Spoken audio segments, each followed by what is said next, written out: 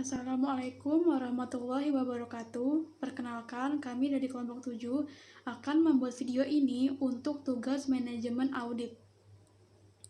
Kami akan mempresentasikan materi tentang audit sumber daya manusia. Sebelum kami mempresentasikan materi ini, izinkan kami memperkenalkan diri. Perkenalkan, nama saya Indriani. Nama saya Rizka Dewi Gustiani. Nama saya Sherina Fibri Indria.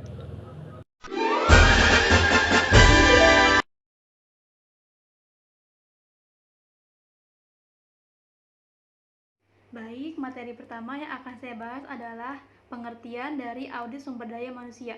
Audit sumber daya manusia adalah analisis dan evaluasi kualitas atas kegiatan atau program sumber daya manusia atau SDM secara menyeluruh dalam suatu perusahaan, serta mengukur efektivitas dan efisiensi penggunaan sumber daya manusia di dalam suatu perusahaan. Tujuan audit sumber daya manusia. Yang pertama, menilai efektivitas dan fungsi sumber daya manusia.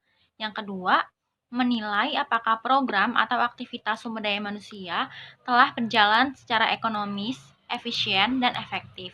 Yang ketiga, memastikan ketaatan berbagai program atau aktivitas sumber daya manusia terhadap ketentuan hukum, peraturan, dan kebijakan yang berlaku di perusahaan.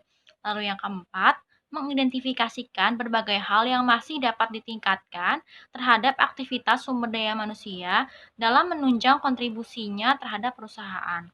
Dan yang terakhir, merumuskan beberapa langkah perbaikan yang tepat untuk meningkatkan ekonomisasi, efisiensi, dan efektivitas berbagai program atau aktivitas sumber daya manusia.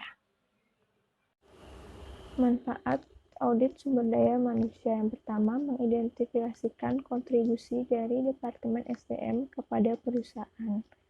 Yang kedua, meningkatkan citra profesional Departemen SDM. Yang ketiga, memperjelas tugas-tugas dan tanggung jawab Departemen SDM. Yang keempat, mendorong terjadinya keragaman kebijakan dan praktik-praktik SDM. Lalu yang kelima, menemukan masalah-masalah kritis yang terjadi di dalam bidang SDM. Yang keenam, memastikan ketaatan kepada hukum dan peraturan dalam praktik SDM. Yang ketujuh, menurunkan biaya SDM agar lebih efektif. Yang kedelapan, meningkatkan keinginan untuk berubah dalam Departemen SDM. Yang kesembilan, memberikan evaluasi yang cermat terhadap sistem informasi SDM. Baik, selanjutnya materi tentang langkah-langkah audit sumber daya manusia yang terbagi menjadi 5. Yang pertama itu ada audit pendahuluan, yang kedua ada review dan pengujian, yang ketiga ada audit lanjutan, yang keempat pelaporan, yang kelima ada tindak lanjut. Yang pertama itu ada audit pendahuluan yang dibagi menjadi 3. Yang pertama itu ada kriteria. Kriteria adalah standar atau norma yang menjadi pedoman bagi setiap individu dan kelompok suatu organisasi dalam bertindak. Kriteria inilah yang menjadi dasar bagi auditor dalam melakukan penilaian terhadap program atau aktivitas yang diaudit. Yang kedua itu ada penyebab. Penyebab adalah pelaksanaan program atau aktivitas sumber daya manusia dalam organisasi yang menyebabkan terjadinya kondisi sumber daya manusia yang ada saat ini. Yang ketiga itu ada akibat. Akibat adalah sesuatu yang harus ditanggung atau dinikmati oleh perusahaan karena terjadinya perbedaan antara aktivitas yang seharusnya dilakukan atau berdasarkan kriteria dengan aktivitas aktual yang terjadi di lapangan. Review dan pengujian. Yang pertama, tujuan dari program atau aktivitas sumber daya manusia harus dinyatakan dengan jelas dan tegas. Yang kedua, kualitas dan kuantitas dari sumber daya manusia yang melaksanakan program atau aktivitas kualifikasi dari sumber daya manusia yang terlibat, dan dari program atau aktivitas sumber daya manusia yang dilaksanakan.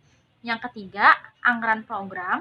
Yang keempat, pedoman atau metode kerja dan persyaratan kualifikasi. Yang kelima, spesifikasi dan deskripsi pekerjaan. Dan yang keenam, standar kinerja program. Audit lanjutan. Dari temuan audit yang diperoleh, Auditor akan meringkas dan melakukan pengelompokan terhadap temuan tersebut ke dalam 4 kelompok, yaitu yang pertama kondisi, yang kedua kriteria, yang ketiga penyebab, dan yang keempat akibat. Materi selanjutnya ada pelaporan. Pelaporan adalah laporan audit yang harus memuat tentang informasi latar belakang, kesimpulan audit yang disertai temuan-temuan audit sebagai bukti pendukung kesimpulan audit tersebut. Selain itu, dalam laporan audit juga harus disajikan rekomendasi yang diusulkan auditor sebagai alternatif perbaikan terhadap penyimpangan atau kekurangan yang masih terjadi, serta menyatakan ruang lingkup dari audit yang dilakukan. Lalu yang berikutnya ada tindak lanjut, yaitu implementasi dari rekomendasi yang diajukan auditor. Manajemen dan auditor harus sepakat dan secara bersama-sama dalam melaksanakan tindak lanjut. Program kerja audit atau yang sering dikenal sebagai program audit merupakan rencana dan langkah kerja yang harus diikuti oleh auditor dalam melaksanakan tugas audit berdasarkan tujuan audit yang telah ditetapkan. Program kerja audit ini memuat beberapa pertanyaan dan langkah kerja untuk memperoleh temuan audit yang sesuai dengan tahapan-tahapan audit. Program audit secara umum untuk proses SDM biasanya dimulai dari penerimaan karyawan sampai dengan berhentinya karyawan di perusahaan.